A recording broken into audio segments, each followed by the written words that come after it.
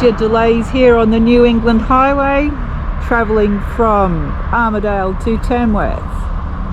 There appears to be traffic congestion. We're stuck at about 1.5 kilometres from the roadwork site. We've been here for almost an hour and we tend to move about 200 metres, if we're lucky, at a time.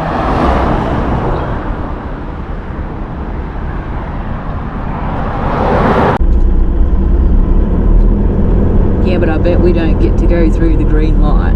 Well, it just went green. I don't know how come we were moving so much. We had a red light. There's the broken down truck that was half the problem. And the roadworks truck. Traffic controllers. Let it go for an hour and a half, clear the traffic.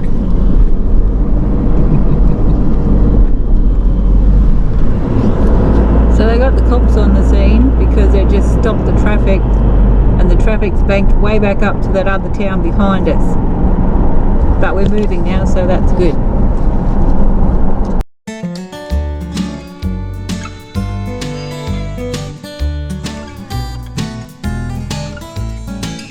Righto then, we have finally arrived in Tamworth and we stop at the Big Golden Guitar.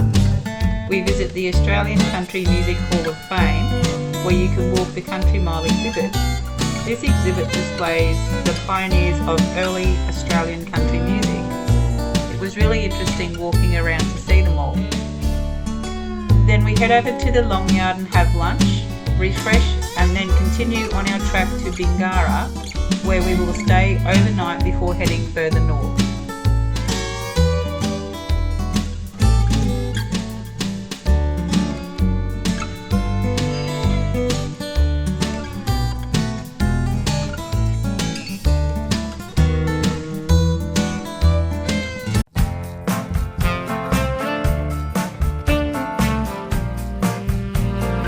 We've just left Tamworth and we're on our way to Bingara. We're heading north on the B95 through the small towns and areas of Hallsville, Atunga, Kalori, Manila, Red Hill, Barababa, Cobabda and Denoga. It's about 150 kilometres and will take just under 2 hours to get there. Daughter of a son of a tailor.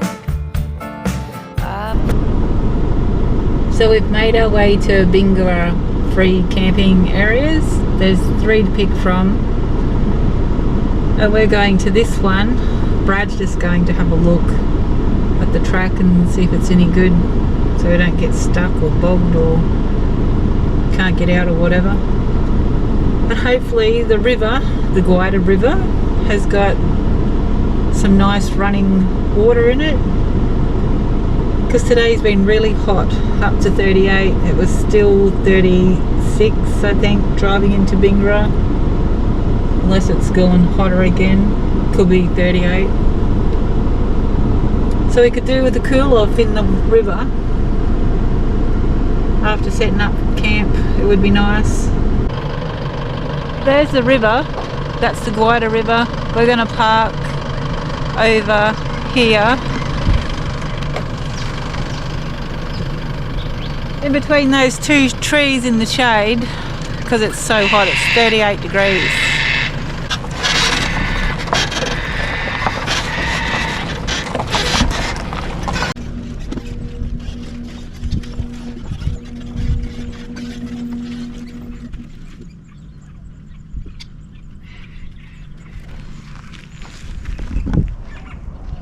We're going all the way down there? Yeah. Probably by the time we get down there we'll find a road came out of the bloody way. Well, probably. Oh well.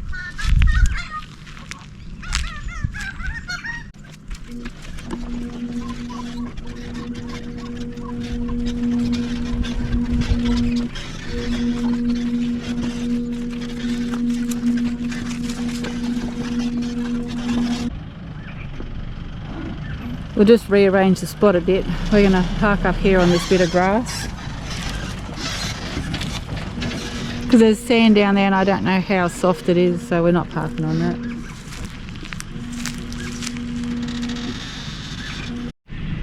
That'll do, we'll park here. And surprise, surprise, I think we're actually level. Let me go check the little leveling thing. Check it out. Pretty good, that'll do. Right, time to set up camp. Going to check the river water out.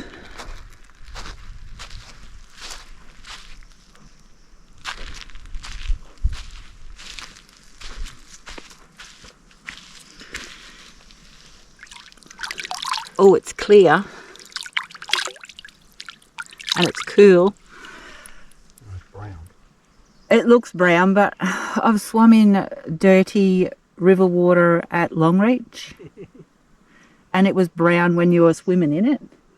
This is clear. Look. I'm going for a dip anyway.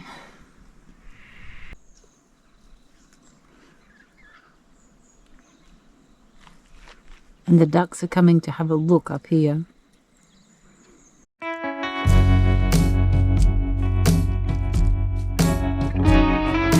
Because it's so stinking hot, like currently 42 degrees Celsius, I'm sitting in the river to cool off.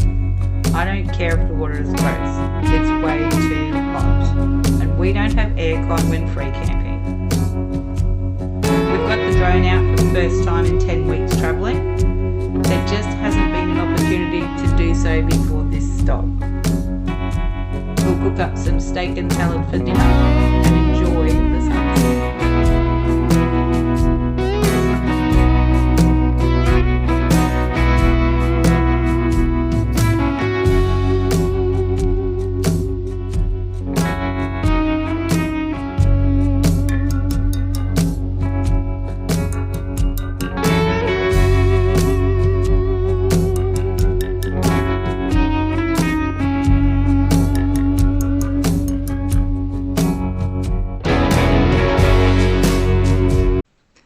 We've packed up here at Bingara and today we're moving on to Wollongara. That's on the Queensland and New South Wales border. Caravan northbound, Bingara. We're going to travel via Inverell, Glenliness and then Tenterfield. It's about a 3-hour drive to get there. And we'll stay at the free camp at Wollongara overnight.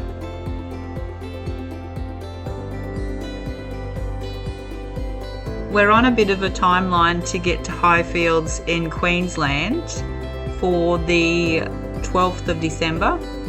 Today is the 9th, so we've got 2 days of travel to get there. My son's coming down from Darwin for a work conference for 3 days, so it's a good opportunity to see him. So in saying that, we really don't have the opportunity to do very much exploring around these areas that we're driving through in the next couple of days, which is a little bit disappointing, but it's not excessively far from where we live in Queensland, so we can always come back and do that at a later date.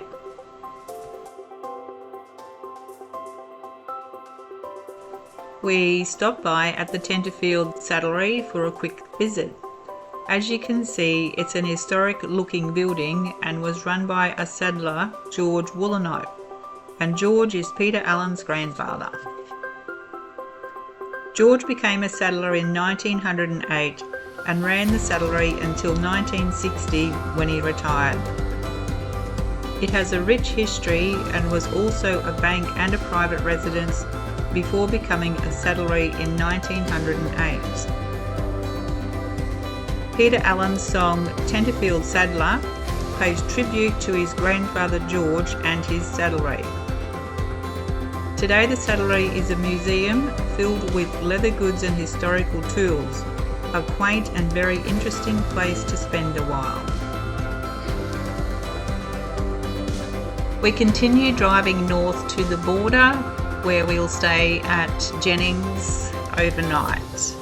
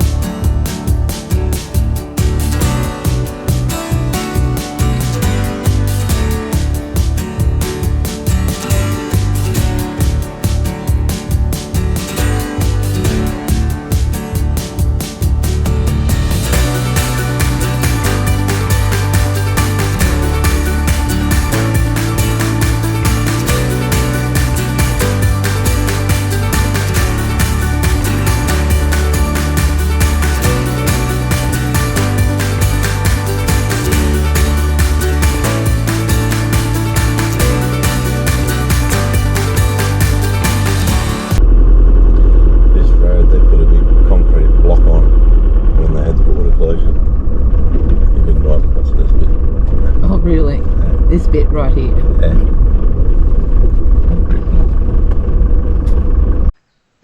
We're back in Queensland and heading towards Warwick.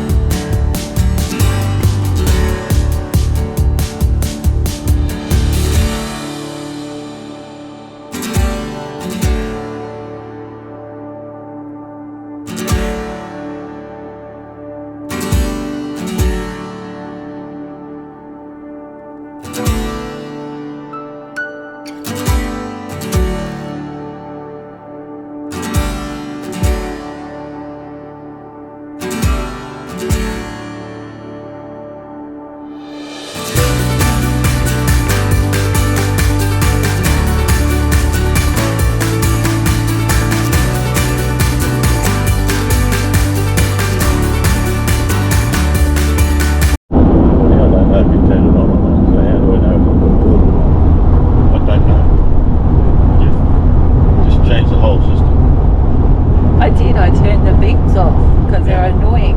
Now I don't know if it's working. It's working. When do I have to stay quiet? Well, I don't know. All the time.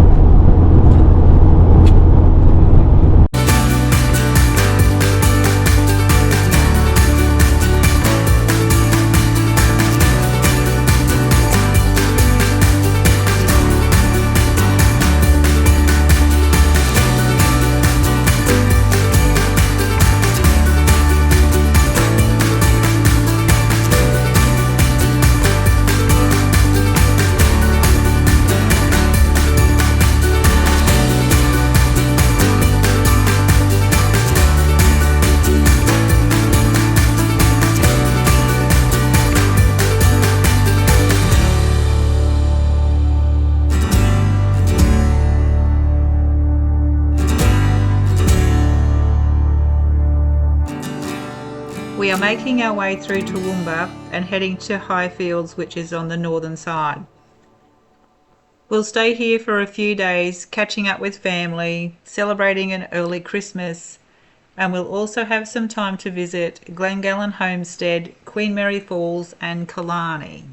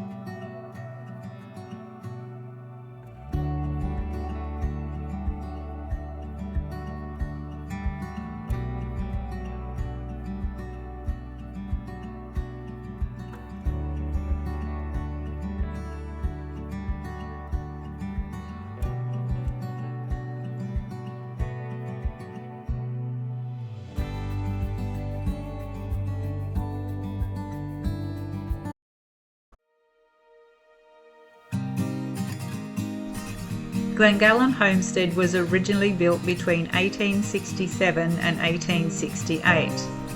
The homestead is approximately 15 kilometres north of Warwick and is on the southwestern slope of Mount Marshall. The homestead was built with sandstone blocks from the surrounding area and had a number of owners over the years. The station consisted of 42,000 acres of sheep and cattle farming. Today, Glengallon Heritage Centre is a place to visit and explore at your own pace. I was intrigued by the mummified cat called Myrtle that was discovered when the building was being repaired by the builders in 2001.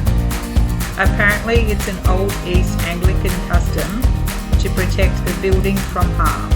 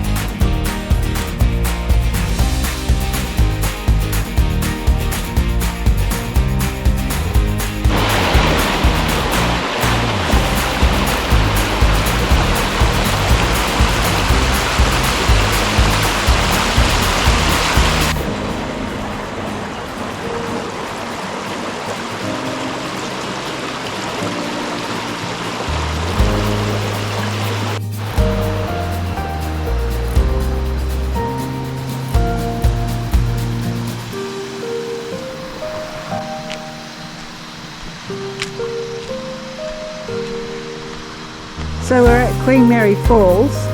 We've been to one lookout and couldn't see the water falling over the edge. So we're walking around to the other lookout. Hopefully it's got a better view and we'll see some water. We can hear it.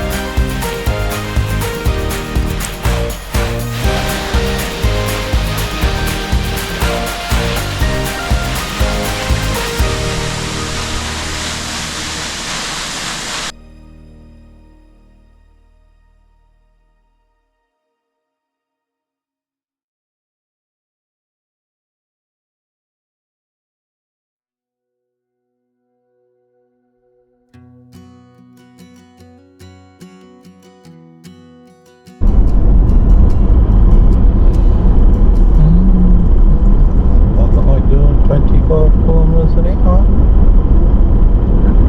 Really? She can't read 50, can she?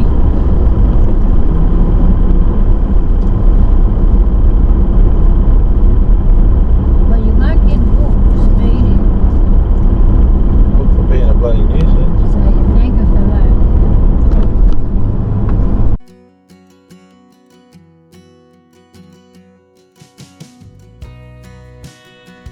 We're on our way back to Highfields and we're driving through Killarney. We noticed the Heritage Centre and the Axemen. Unfortunately, the Heritage Centre was closed and we couldn't go inside. But I can tell you, Killarney's got a population of about 918 people.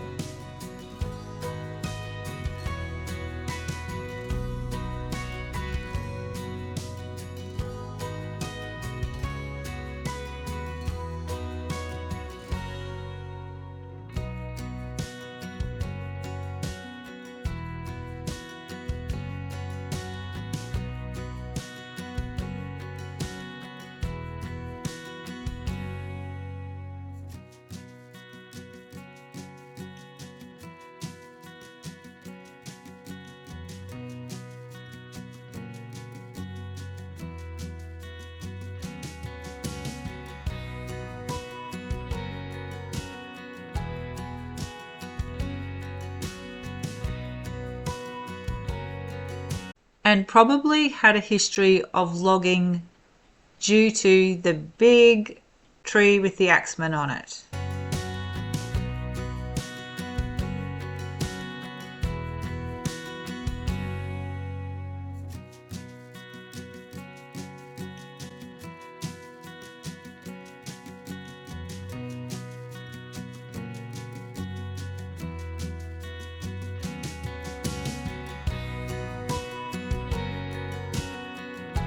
So today we're leaving Highfields and heading to stay overnight at Gin on the Little River.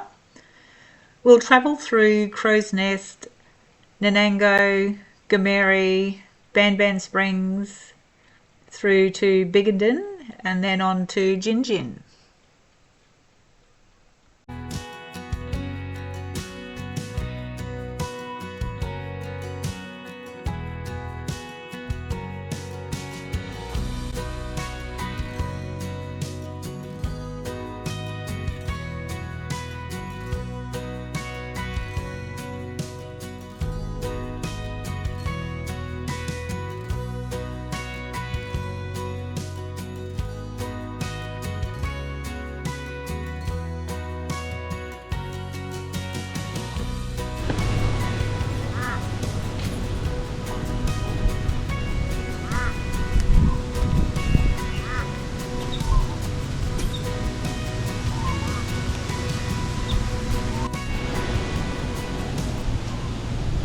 Here we are at Gin, our last stop before heading home tomorrow. Free camp on the river, beautiful shady spot. Good morning everybody. Today's a sad day. We're homebound. We'll be home in a couple of hours. We leave Gin shortly. It brings to an end 2.5 months on the road travelling New South Wales. It has been a really great trip. So we'll catch you all at home when we unpack.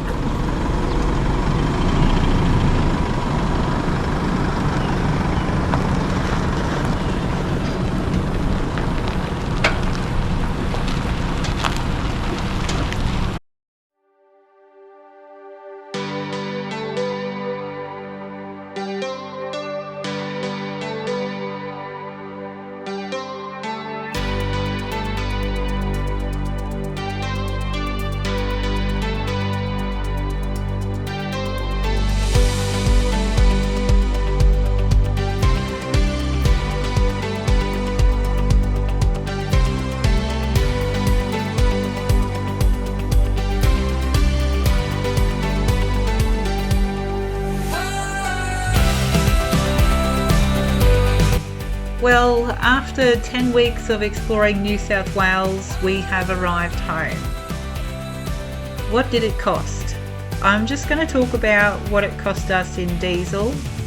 I'm not going to include food or anything else because they're all variables, and it depends on what you want to do, what you're prepared to pay for doing activities and that sort of thing. So diesel, we bought a total of 1,487 litres at a cost of $3,203, which allowed us to travel a total of 10,545 kilometres, which I thought was pretty good. Yeah, so that's the diesel.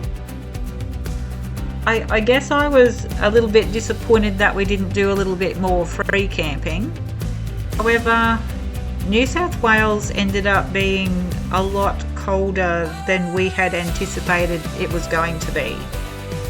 We're from Queensland, so winters here in central Queensland at Gladstone, we rarely get below 10 degrees. And if we did, it would only be for a couple of hours in the early morning. So I guess because it was so cold down there, we did do a fair bit of staying in caravan parks, which obviously increased your costs of travelling. But we were happy and prepared to do that because we were too cold. We actually hummed and hawed about putting in a diesel heater before we left to go, but we actually left it way too late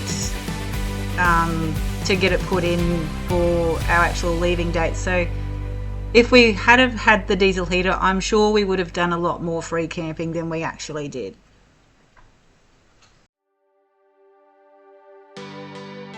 The time frame to travel and explore a state, we had 10 weeks because we are both still working.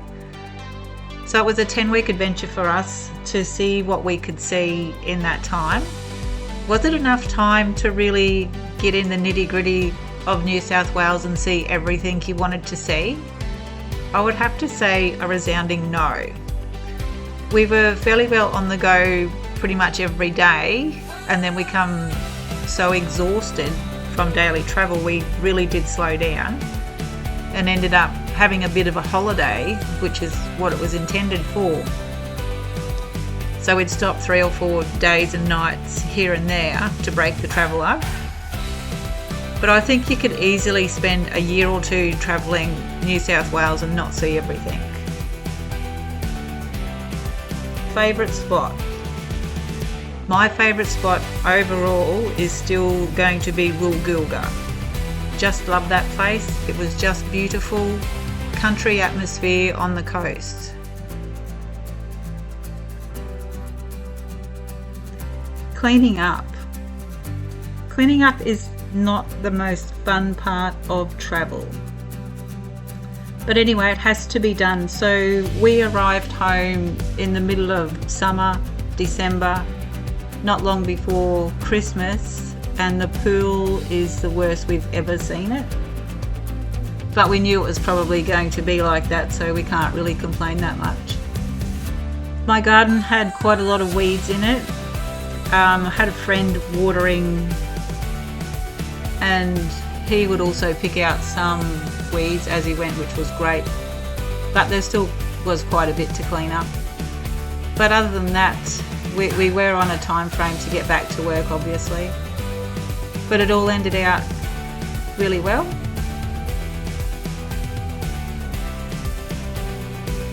So in wrapping up, I just want to say thank you to everybody who watched our videos, liked and subscribed to our channel. We are very new at doing this sort of thing. I even had doubts at the beginning whether I'd be able to do it. Just talking about the YouTube channel, probably the most difficult thing to do is travel and produce a video as you're going. I found it really hard to do. The editing is just so time consuming for the end product of about 15 to 20 minutes of watchable video. So I did do a lot of it after we came back home because I just couldn't keep up and enjoy myself and have a holiday. But in saying that, I don't regret doing it. It was great. Thanks again, everybody, and we'll see you on our next adventure. Hooroo!